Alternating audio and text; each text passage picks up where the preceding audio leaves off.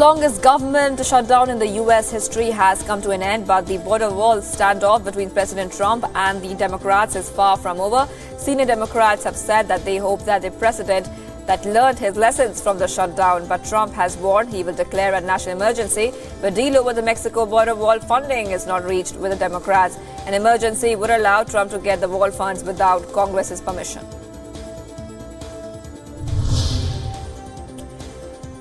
The Venezuela power tussle continues to get more chaotic with every passing day. Opposition leader and self-proclaimed president of the Latin American nation, Juan Guaido, has accepted that he had met with government officials. This after he had said and denied meeting with President Nicolas Maduro's aide. Earlier, government officials had released a footage of the meeting and had also threatened Guaido that they release more footage lest he denied the meeting.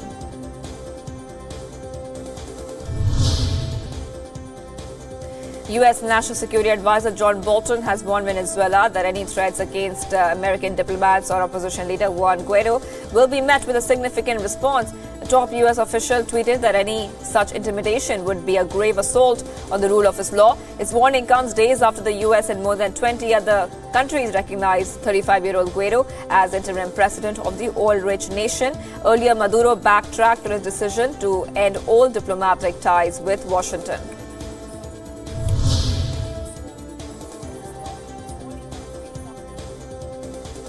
Pope Francis, who has called for peace in Venezuela, the Pope, who is currently in the Latin American nation of Panama, said he has been worried about the fate of the Venezuelan people who are going through a difficult phase.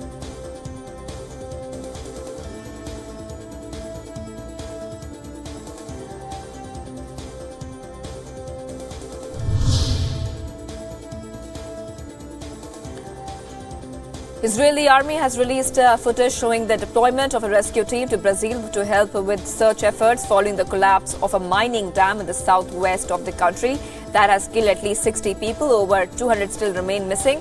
A dam at an iron ore mine owned by Brazil's biggest mining firm will release sludge into neighboring areas. Brazil became Israel's latest ally after Brazil's president Jair Bolsonaro said that he would move the country's embassy to Jerusalem.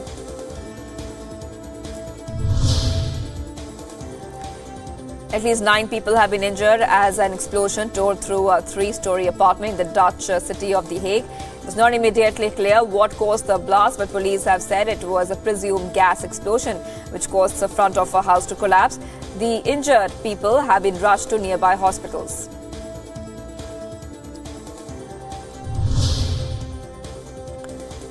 At least 15 people have been killed at a wedding in Peru after a wall at the hotel where the celebrations were taking place collapsed under heavy rains. Over 5 others are said to be in critical condition. The wall burst just after midnight, causing heavy tent-like structure to collapse on the wedding guests as they celebrated in the hotel's garden.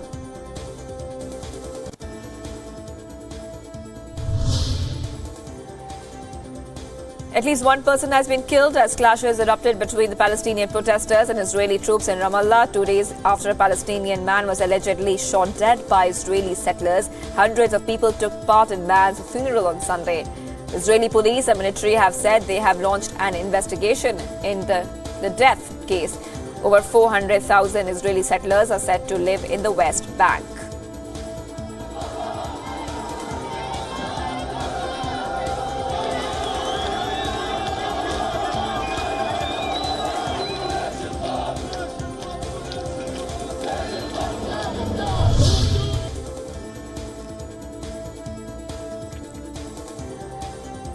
Thousands of people gathered in Paris to protest against Saturday's violence during the ongoing Yellow Vest demonstrations.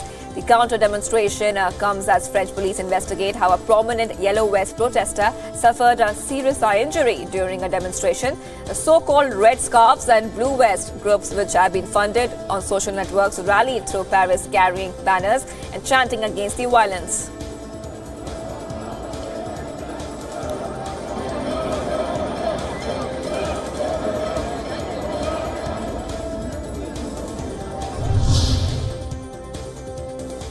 Thousands of people took to the streets of the French capital of Paris to urge the government to take action on climate change. Demonstrators, many of whom wore yellow high-visibility vests in support of the Yellow Vest protest, carried signs in support of the environmental movement.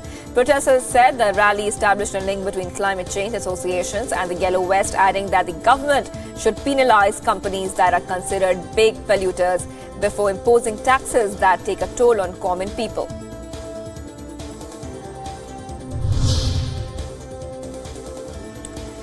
Protests calling for action on climate change also took place in the French city of. In fact, thousands of people created a human chain in a rally calling on authorities to take action on climate and ecological issues. Protest comes at a time when French President Emmanuel Macron has introduced a controversial eco-tax fuel in bid to move towards a green economy.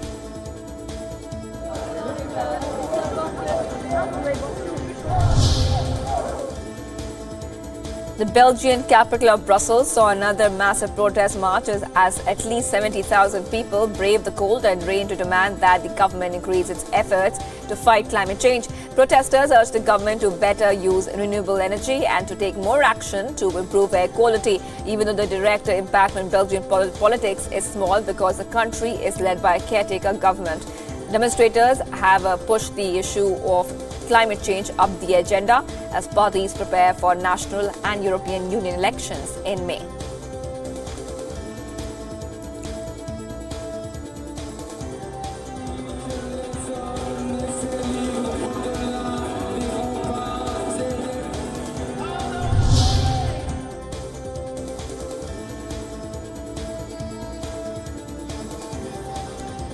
Hundreds of taxi drivers used their vehicles to block one of Madrid's main roads as part of an open-ended strike against ride-hailing services such as Uber.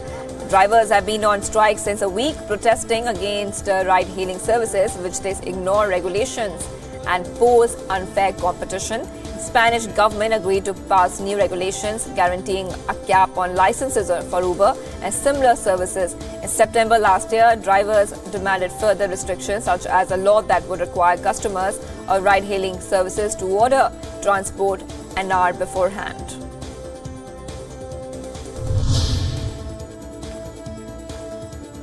Dozens of far-right nationalists gather at the concentration camp in Poland to protest at the same time as officials and survivors mark the 74th anniversary of the camp's liberation in an annual ceremony. The two parties gathered in different parts of the camp, now an open-air museum, and did not encounter each other. It was also the first time the far right has held a protest at the Auschwitz camp at the annual event, which is also International Holocaust Victims Remembrance Day. The protest comes at a time of surging anti-Semitism in parts of Europe.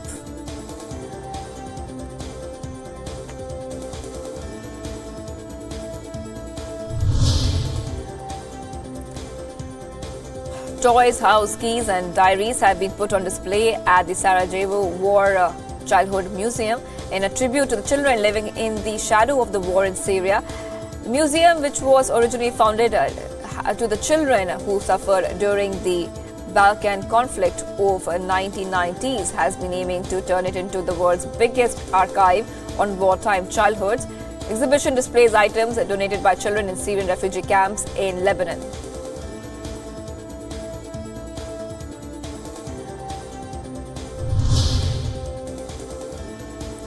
Thousands of volunteers picked up trash along the Philippines' capital's a famous tourist hotspot of Manila Bay. As the government kicked off its 6-month rehabilitation known for its sunset view, Manila Bay has descended into disarray due to pollution and waste disposal from nearby slums and businesses. The Environment Ministry has suspended the permits of dozens of businesses along the Bay Walk and creeks leading to Manila Bay until they have complied with the sanitation laws. Slums along rivers and Manila Bay will also be relocated.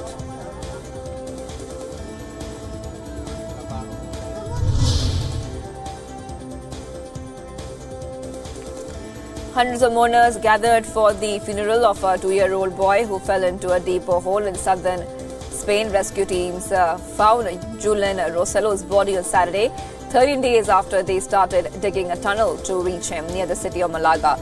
The boy had fallen down the narrow, deep borehole on January 13th while his family was moving through a private estate in a place which is close by.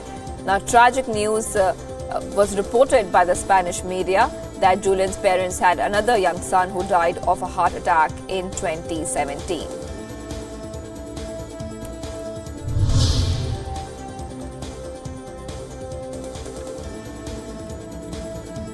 Italian Foreign Minister Enzo Milanesi had visited the Yad Vashem Holocaust Museum in Jerusalem on Sunday as the world commemorated the anniversary of the liberation of the Auschwitz on International Holocaust Remembrance Day. Over 1 million people were murdered in the former death camp of Auschwitz.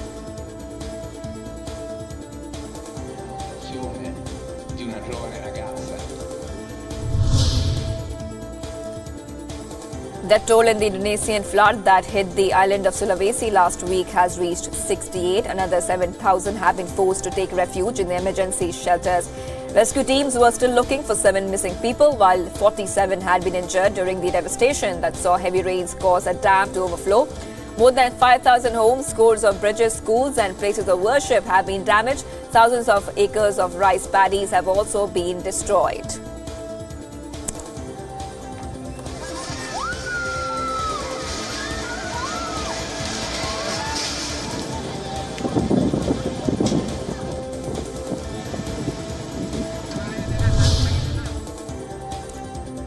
A group of local climbers have set up an ice wall near the Czech capital of Prague. The man-made wall has been created by running water down the side of a rock cliff. One of the climbers said that he and his friends came up with the idea when they noticed that there was a natural spring that froze. The wall is 25 meters high and will open for an average 2 to 3 weeks every year. It also requires at least 5 days of temperatures below zero to set. Many visitors have compared the wall to one in the fantasy TV series Game of Thrones.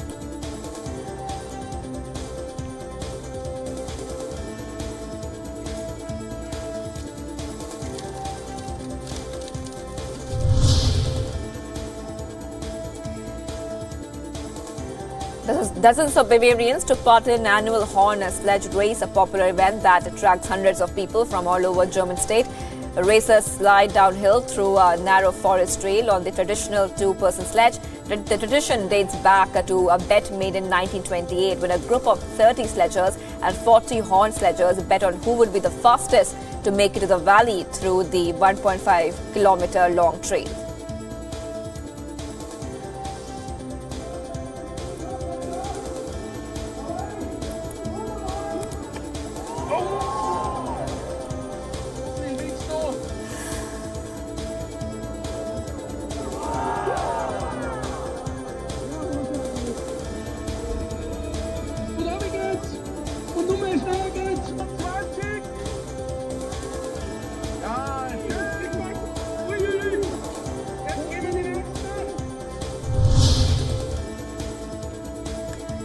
India's paramilitary force, Indo-Tibetan Border Police, took on the army team in an ice hockey match to secure a 3-2 win in northern India's Leh.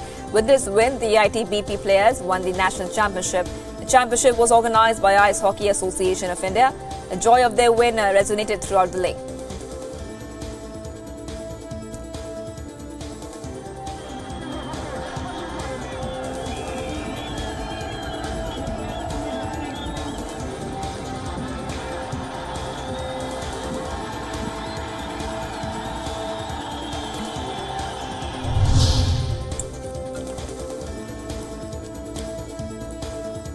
India's top court has cancelled the hearing of the Ram Temple case, citing the non-availability of a judge. Earlier, the apex court had constituted a 5-judge constitution bench to hear the case on Tuesday. However, the hearing has now been cancelled due to the non-availability of one of the justices who was part of the panel. The bench is headed by CJI Ranjan Gogoi and comprises justices of Ashok Bhushan and Nazir, among others. The new date for the Ayodhya case hearing has not been decided yet.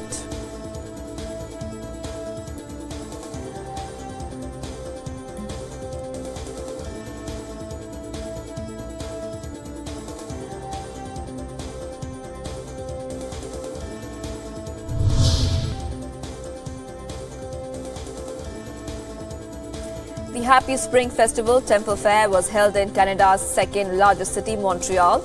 fair promotes Chinese culture and mutual understanding among different ethnic groups in Canada. Unlike other activities of celebrating the festival, the Montreal Spring Festival Temple Fair was jointly held by over 100 local Chinese communities, and it has become the largest of its kind in Montreal. 春节就是恰恰就是华人是